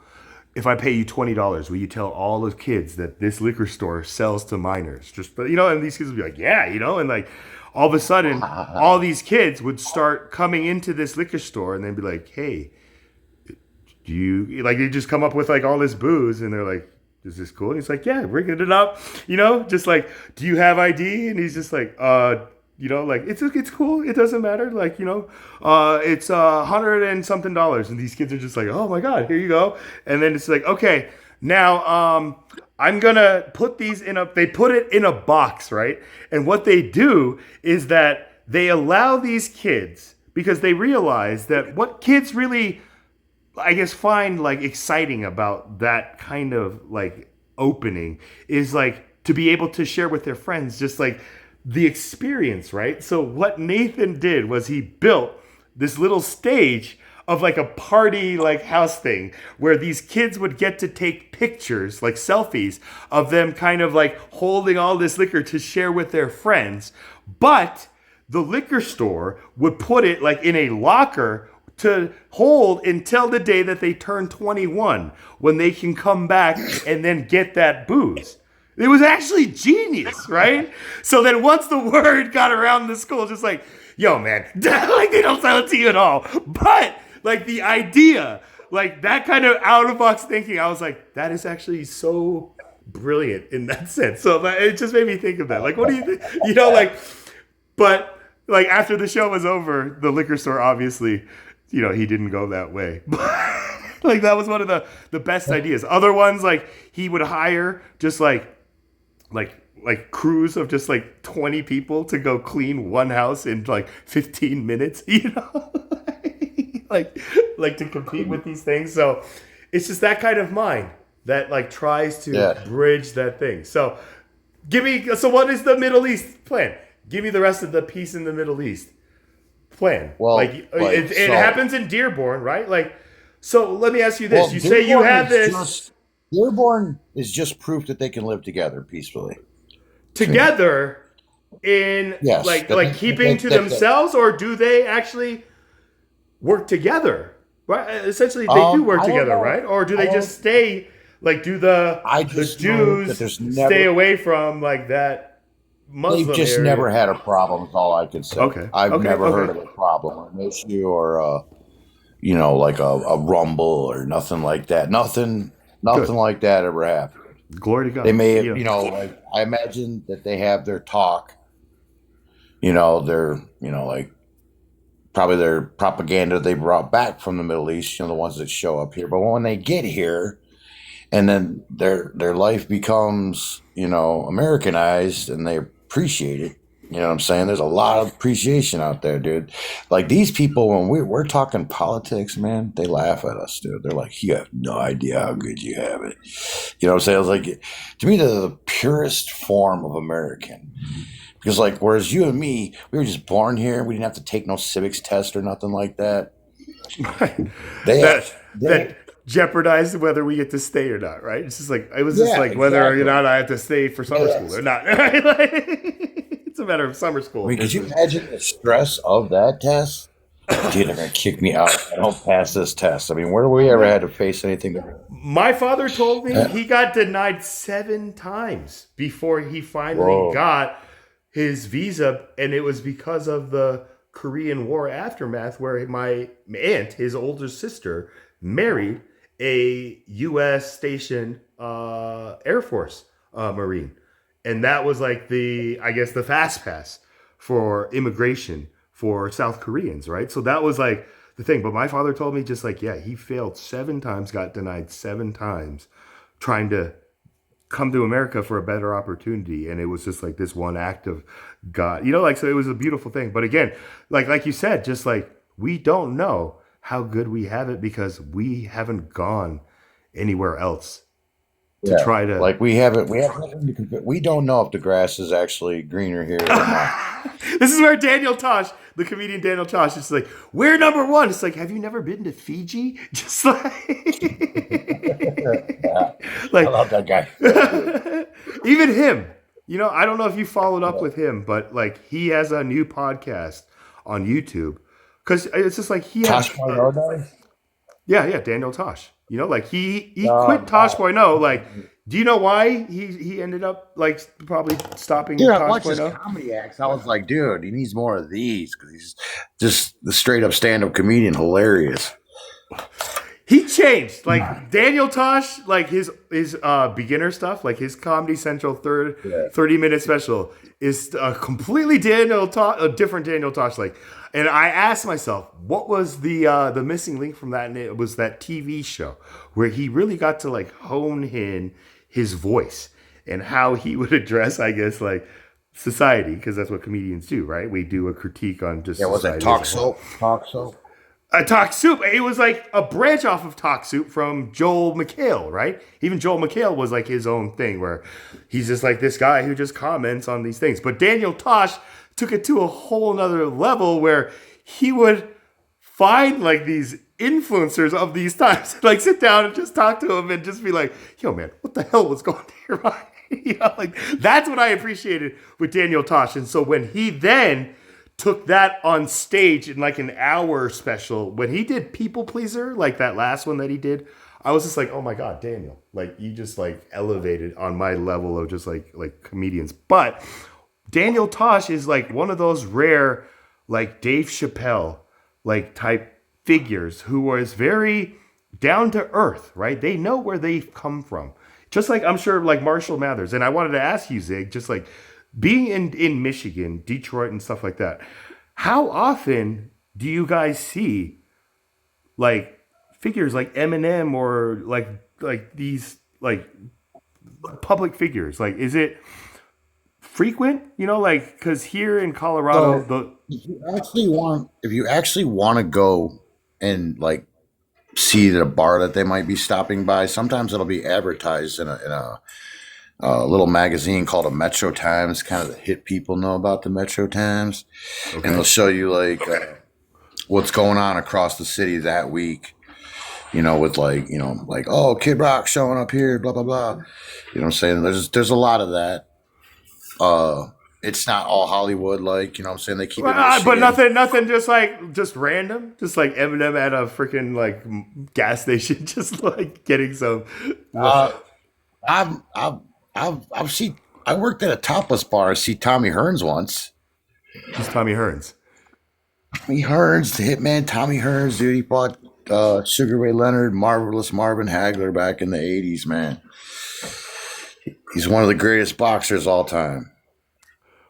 What? How did you recognized him? Like he just was coming through the club, and you were just like, "Yo, man." He was actually in my neighborhood. Like his house was in my neighborhood. Like I live between 8 and 9 Mile. He lived between 9 and 10 Mile. I lived between Lasher and Evergreen. He lived between Lasher and Evergreen.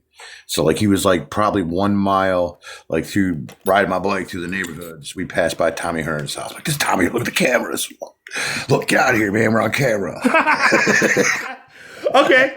So it was like recognized, right? Like, but like he had cameras and my buddy's mom. Like, do you know where Eminem's house is, or is that like under No. Okay? So this is the same thing too, where here in South Park, those guys live in South Park, but I don't like. There's rumors that Trey Parker has like an alpine slide at his house. I don't know if you know what that is, but it's just like this.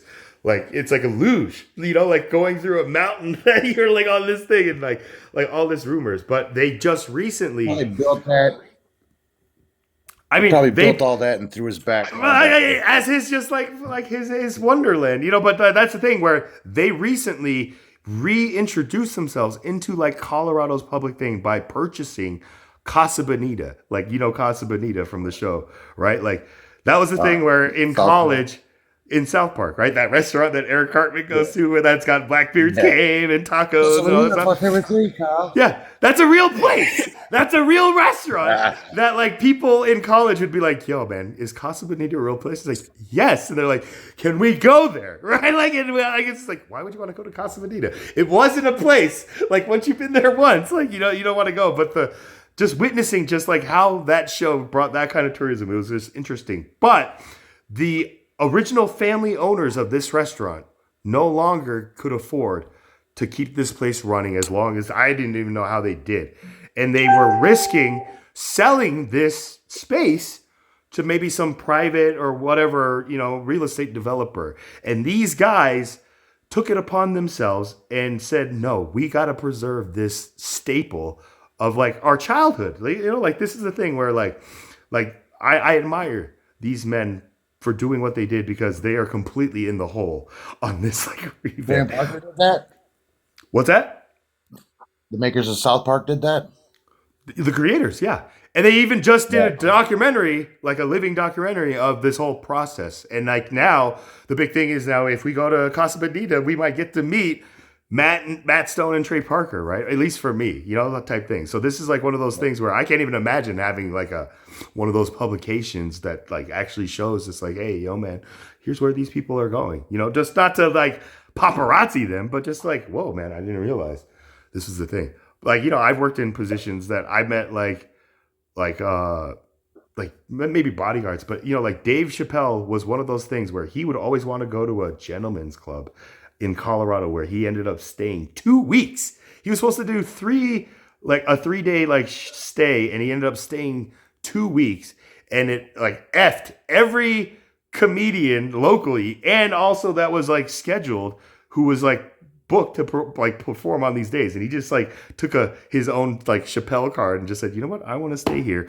And it was like this big thing that after his show of like 9 hours or something, he would invite everybody in the crowd to join him at said wherever. Only those people knew.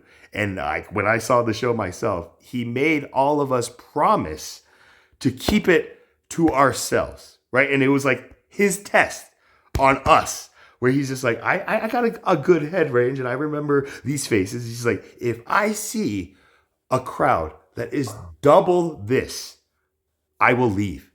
Type thing. It was like that kind of thing where everybody was like, You know, and like it was one of these moments where I was like, what is he doing as a comedian? You know, and like he's one of these guys that values his privacy, but also acknowledges like his presence type thing. And like that's one of those things where Well, I mean, like, so every person, if he meets every person, the whole shock and awe, oh my God, it's you. that's shocking. Yeah. Yeah, That's the whole Kid shock and awe. Rock. You know, like if I saw Kid Rock today after I just saw him, just like, you know what I think, Grandpa's feeling a little frisky, and he's just like gunning down like a case of Budweiser because it had Dylan Mulvaney's face on it. You know, like I'd be like, yo, kid, maybe it's time to drop that kid title. Just call yourself.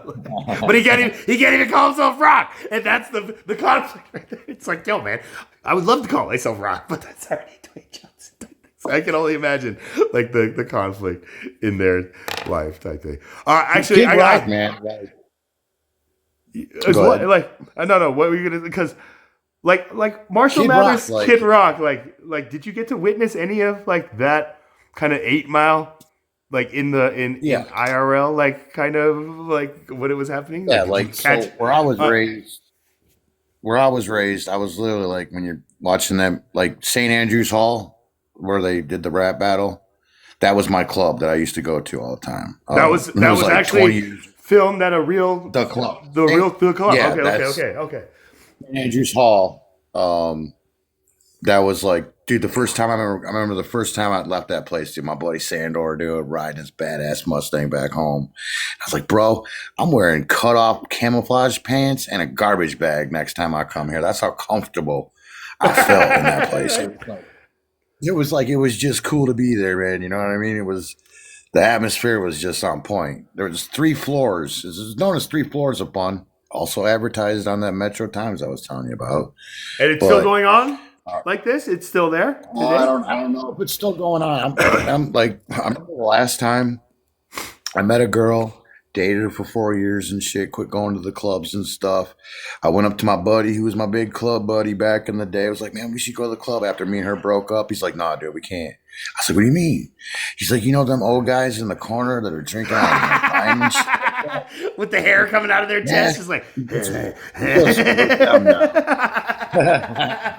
that's what Bill Burr always talks about. It's just like, you know, you gotta get to that realization where you're that guy now. You're just that one who's just like at a college bar the old or parts like the college drugs. You guys got some drugs? Like you're totally a narc, man. So it's even that. That's even. Dude, that was one of my like growth pain or growth. It's like we're too old to go to the club now. That's fucked up.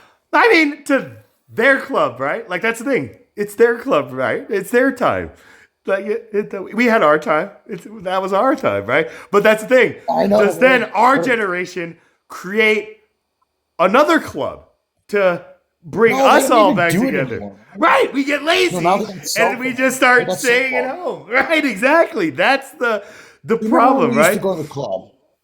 We go to the club, right? I don't know what time the bars close on you, but it's like 2 o'clock here. And we all go to like Torn or The we after go night, like right? Yeah, the after nights and all that get stuff, you some right? breakfast. I was saying first thing in the morning. All the other clubbers would be up there, be packed. Everybody would be smoking cigarettes and talking to each other and drinking coffee till like 4 o'clock in the morning. And it was your last chance to pick up a number. You know what I'm saying? And It's just like, yo, man, I'm gonna it look was for your a ride last at this chance. point. It's just like I need a ride at this point. But yeah. You know, like just like those kind of like I went to the restaurant at that time, like recently, and the clubbers were there, but they were all you could hear a pin drop. They're all just staring at their cell phones and just cell phoning, and they weren't communicating with each other at all. They're not allowed to smoke cigarettes no more, you know, so they lose cool that's points gone. with that. Yeah, now they're vaping. That looks ridiculous, man. Like, how is that any better, dude? You're puffing out like you can fill a full vacuum in one puff, man. Yeah. What is this like? And the names of these, you know, like it's just like, are you Chop? But that's the thing, and that's where it was our generation who invented that for that's the thing. The introduction of vaping was one of those things where it's like that inventor. I don't know how they live with themselves at night. Just The best morally, thing I could think about Bill Clinton is I thought like the tobacco industry finally met their end. You know what I'm saying? right? Where it's just like, look, no more Joe the Camel Yeah, or anything. Like when I had a pack of cigarettes that said Slido-matic action, like printed on it. I was like, that's not for a child. Like, I don't know what it is. Like that kind of targeted advertising towards minors. Dude, you know right? what though? They still sell them candied cigarettes. Which tastes like it tastes like chalk anyway. But What yeah, is right. that? They're not allowed. We're not allowed to put like. No, mean, really? they're- They still sell them as candy cigarettes. Like I think that They would be like a still sell 'em. I Spencer's see item, them. I man. was That seems like it's got to be a Spencer's like local, like No. niche I've seen it at local party stores, man. party Sitting stores, right right? there in the- Not at like at 7-Eleven, right? I used to be able to go get those at like 7-Eleven. 7-Eleven is a party store. Okay, you 7-Eleven can- is a chain party store, basically. That sells. When Like, you- okay. Yeah. Because even Like- here, like- when you say it like They that, might not sell them. Well, or 7-Eleven would be like a chain. Your party store is like owned by a guy. He might own a couple party stores, but he's not Okay. a chain. yeah, he's a franchisor. Yeah, he's right. Okay. like he's not like party store owners. That's a lot of people don't know what party stores are. That's what I noticed outside of Michigan. it's just Coming to Michigan, first of all, you got to learn about Coney Islands because that's what we do. Got to get you a Coney Island for breakfast. That's where you go. That's a Well, restaurant. Coney Island, it's a restaurant, but it's also the hot dog, like you said. But the restaurant itself is the greatest place to get a breakfast. That's where you're going to get like a whole plate of hash browns and like some bomb ass eggs. And like Okay. they might even take that French toast and mix it up with some pancake batter, make some super French toasts. Okay. Dude, Okay. that's where you like, and it's cheap. You know what I'm saying? It's like you don't pay that IHOP price. We get like okay, good. That's what I was gonna ask you, man. Is it how much is that gonna run us? It's like 15 a plate. no, it's Okay. cheap. It's Okay. cheap. That's the thing, man. It's like that's the place to go get breakfast. Like out Like of the state, they don't authentic. have these That places. is like the authentic kind of just like Detroit. Like yo, man. If I came to visit you, Zig, that's Michigan what in you. general. There's Coney okay. Islands everywhere. Okay. There's a Coney Island in every city. Every city. Some form or another. I mean, I say Coney Island in the front. but you go and you look at them. owned by different franchisers or owned by the same thing. Where Okay, so Coney the Island. Coney Island in Dearborn is the same Coney Island in Detroit type thing. Like, is it that? No. No. no. Okay. Like one It's could not have even- fish it's and not chips, and the other one will have like pickles. Okay, so it all started out like this, man. It's got a cool story to it. The original guy that did the Coney Island, he made his store at the time of the World's Fair that was happening, and he wanted to make his store something fancy. Well, the World Fair was held at Coney Island, so he named it Coney Island Okay. after the World's Fair. Now, basically, what he sells is the Coney dog is a beef case frank on a bun with no chili, no bean chili, mustard, onions. That's it. If you're talking ketchup, then we can't talk no more. You don't put ketchup real? on a Coney dog. Yeah, For real? Don't put ketchup. Okay. Yeah. You're messing Good to it know. up. You're messing it Okay. up. You're doing it wrong. Okay. But so like he owned one, like he owned the original. It's still there, downtown Detroit.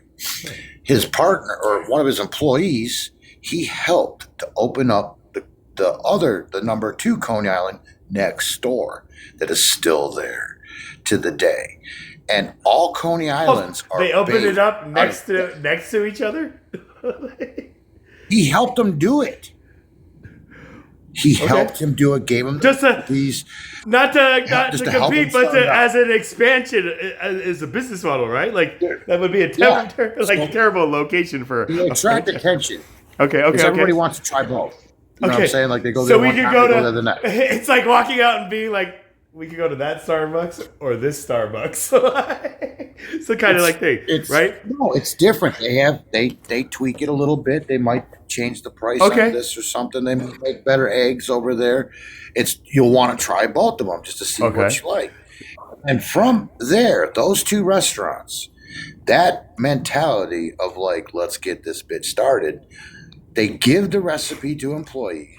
Let them go out, start their own chains. You got Coney, you got a Hellenic Coney, you got all these like brand name Conies where they like own like 10 locations. Then you got the individual mom and pop Conies where they work there, they open up their one restaurant, and it's all over Michigan now because the guy, he gave it away. He could have franchised that shit. But he just did something different.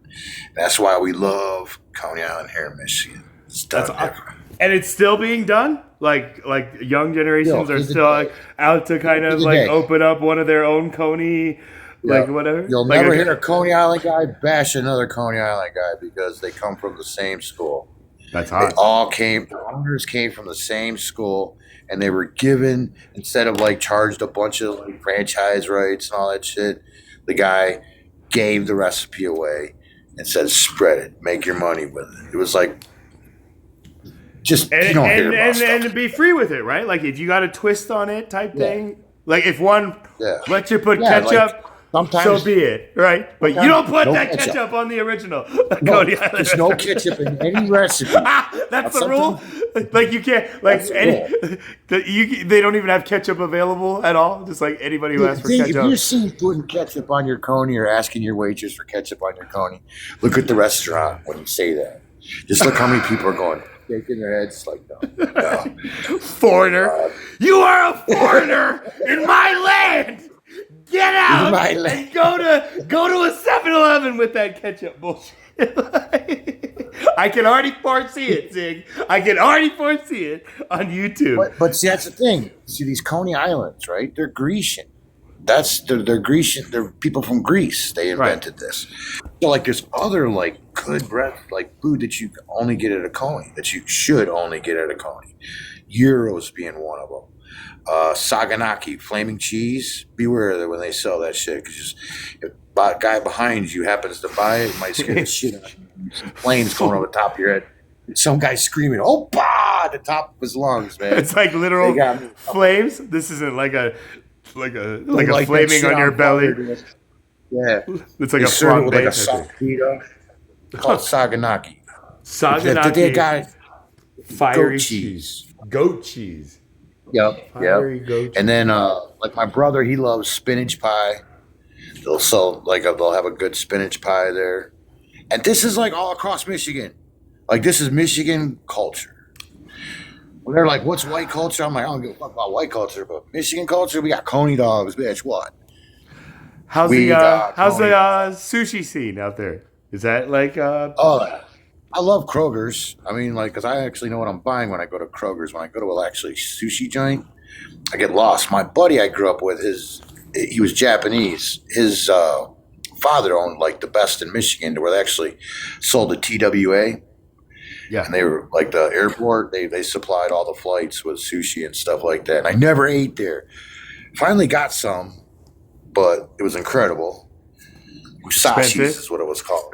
Wasashi? Yeah, that was top dollar, man. Yeah. Like the waitresses are like probably cost you money just to look at them, man. Like gorgeous Japanese. What about like steak joints and stuff like that too? Like you like? I mean, we don't. We're not really a steak. We got the chains, Outback, like Texas Roadhouse. Okay, Outback, okay. We were not known for like steaks. We're more known for gyros. The Conies, the Coney thing. I got it. Yeah, so out of all the places, that's probably where you'll probably catch high-profile celebrities just in a daily, just kind of routine, getting something that like is like local, right? Just like you could probably catch Marshall Mathers at one of these. Coney. You got your name Conies, right? Like my favorite Coney is Hellenic Coney, 696 and Evergreen Road. Oh my God, that guy! He makes his own tzatziki sauce, which goes on gyros. He makes that, man. It's so good. Only you could get at that Coney Island, right? Like, because he's the only one in Just his. So niche. they Like all everyone has like their own niche. yeah, right. Some of them like they'll actually expand their menu and go. They got like Italian food and every Coney's different. You know what I'm saying? You'll learn to find what Coney you go to.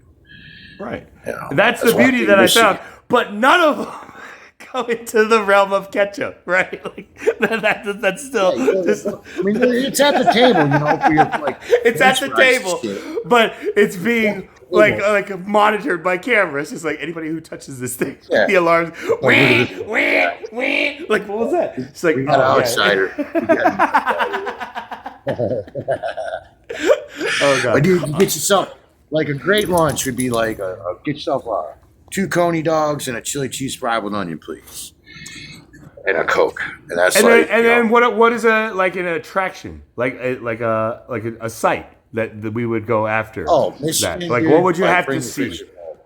Okay, Bring so the fishing pole. lakes, You're, the like, lakes within and 10 stuff like miles. You're within 10 miles of a lake anywhere in Michigan. that. Okay, and then what about Yeah. a night scene? Is there one outside of just like sporting, I guess, like nights and stuff like that? We got our clubs, you know what I'm saying? Like 8 Mile, that St. Andrews was pretty big back in the day. There's other club spots, but I'm not. I mean, we got more, you know, the casinos downtown.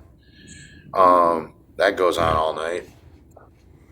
Is that no limit, or is that like limited hands and stuff like that? Because that's the thing in Colorado where it's just like, yo, man, you've been to it's Vegas. big time, This is just like a cock tease, you know? It's like you can only No, play it's- I mean, $5 it's blackjack size. hands. Okay, like Well, just you can go across. You can go across the river to Canada, and there's casinos over there too. They actually got their casino rights like 5-6 years before Detroit got theirs, because it was really competing with our nightlife. You know, the club scene. Like you go to Windsor, go to Detroit, go back and forth. Well, on a ferry casino- or what? Like, how do you go back in? Like, is there a bridge? there's a bridge. There's now 2 bridges and a tunnel that you just cross over. with border patrol, right? Like Yeah. you have to go through the Imagine customs that. every time. Like Yeah, yeah. And you we're gotta, coming like, here to don't- party. We're leaving here drunk as hell. No, look, the drinking age in Canada is 19. You know, it was 21 here, so if you wanted to go drinking 2 years early, we just go over to Canada. But they would go against, like if you're going over there, like, yeah, we're here to drink. They'd be like, go back home. But another warning: don't bring mace. Don't bring mace. Into You know, I was with Canada? this girl Into Canada? into Canada. Why? Into Canada. Do not bring mace. Dude, it was like I couldn't. Like we crossed the border. We're in Canada on the Canadian side. They were like, "Do we have any weapons?" And the female driver's like, "Oh, I got mace on my keychain. If you call that a weapon, if I sprayed that in your face, would you call it a weapon?" I'm like, "Damn, dog, really?" Dude, this hot ass girl too. He's talking this shit to. He's like, "Yeah, that's a weapon. Get that Wait. out of our country." The girl was the As a matter of border fact- patrol? The girl was the border patrol? No, the girl. I was with the girl. And she was She was the talking one- that way to the border No, patrol the border person? patrol was talking to her like that. Oh, if you The border spray that in my all she face, said would you was- come? Yeah, she was like, "Well, I got a mace. I don't know if you consider that a weapon." And then And he the just border like, patrol guy was like, "If I sprayed that in your face, you'd call that a weapon, wouldn't you?" It was like, "Damn, dog, I'm all morbid and shit." Man. You're just in the passenger seat like, what? Where did that come from? It's like, so how did she react? Exactly. It's like, But they made us turn around, recross the bridge, throw it in the garbage can over in the United States because they don't want that trash in Canada, and then recross the bridge. Now, we were all like about 19, 20 years old, so they knew why we were there, and they were teenagers. They were messing with us. I felt, you know what I'm saying? oh, so So that when was we an went back actual thing over- where people were using mace against Canadians? Like, No, they just consider that a weapon. in Canada? They You know, consider that a weapon. Like you're not allowed to have, I don't know if they classify as weapons or pew-pews, but they consider mace not a defensive measure. You're not allowed to have it. really? or nor should Yeah. you need it, right? Type thing. Like anybody who feels they need mace, like type thing. It's funny. You can walk around with bear spray, right? You can walk around with bear spray, which is like 10 times worse. Right. It's not Bear scare a mace. bear away. You have to have bear written on top of that can. Like, it's gonna be mace. That thing's made to shoot like 40, 50 feet away, man. You know what I'm saying? Like, See, you I thought walk this was a around- case yeah. where you guys got like profiled, and just the way that They I get chopped up jalapenos and they freak out, man. that's wild. I don't know. I think I would try to test it. Like I Just went to Canada. We stopped at a hotel and they had a little bar inside the hotel. And I was like, "Yeah, I'd like a beer." And he's like, $18. And I'm like, I was like, converting 18? American. Yeah. 18 He Canadian. gives me this 18 large Canadian. stein. He gives me a large stein full of beer, and I was like, "Why so much?" He goes, "You get to keep the cup." And I was like, "So how much is my next beer gonna cost?" He goes, $18. I was like, "So if I want a 6-pack, I gotta walk out of here with 6 different." I was Cups. like, "We can't just do a refill on this." No, Am I, it's insane. am I a cup Just collector? messing. He was messing. Fucking with That you? was He's under- fucking with you.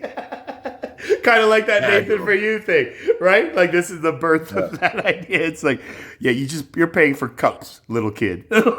Like, so their view on Americans, as you would imagine, kids that are 19 years old sneaking over there to get drunk. We're not going to have the best of the best going over there at the best of times. You know what I'm saying? So Right. they're a little hostile with some Americans over there at that age. Which portrays an image upon like all Americans, right? Like that starts catching on as like all Americans are in their youth. It's just like they want to go get wasted and act like whatever type thing, right? Yep. Like so. Plus, they're Detroiters. You know what I'm saying? Which are like, that's a Lions whole nother fans, flavor. hardcore Lions fans. Yeah. Like no. Red Wings fans, if you're going over into Canada, that's the big thing. 'Cause we're Wing fans. Oh yeah, hockey. I know that would be huge right there too. I can only imagine Red I don't Wings. understand why hockey's not bigger, dude. You got people flying around like as fast as the fastest players in the NFL with knives on their feet. They can get into 60-mile-an-hour collisions. And then they're allowed. For me, I players can't to follow. get this way. I can't follow the puck, man. Like it is so hard Well- to track. Like it's just they pass. It's just like it's a fast game, and that's the thing where even when television tried to address that football, and you're put like in that Colorado. highlight. I know, but football is even just play by play. So that's the thing. It's hard. Like when you're in the stadium, I'm just like. Whoa, like it's amazing that you can kind of track that ball. But with hockey, when I saw my first hockey game live, like I was just like, I'm looking for this tiny black thing, so I just look for I can things. see that. But Yeah. the game of just see like that. going down and just seeing them just like smash stuff, you're just like, whoa! I'm real that bad is with that like in golf. golf. I tried caddying. And I couldn't keep an eye on wherever the ball was going. Hang on, let me answer this stupid phone call. I actually have to get going myself. It was good talking to you, Zig. But let's Hey, catch up again next big time. time. You too, brother.